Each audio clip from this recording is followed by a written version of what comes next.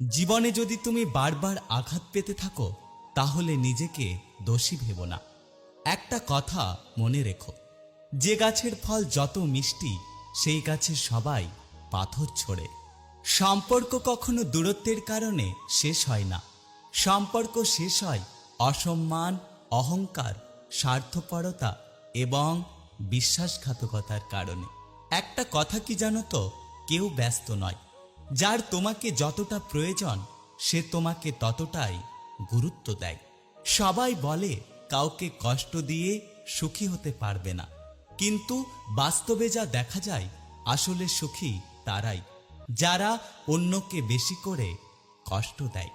জীবনে শিখতে হয় মাথা নিচু করে, আর জীবনে বাঁচতে হয় মাথা উঁচু করে। জীবন মানে হলো একটা যুদ্ধ। কখনো পরিস্থিতির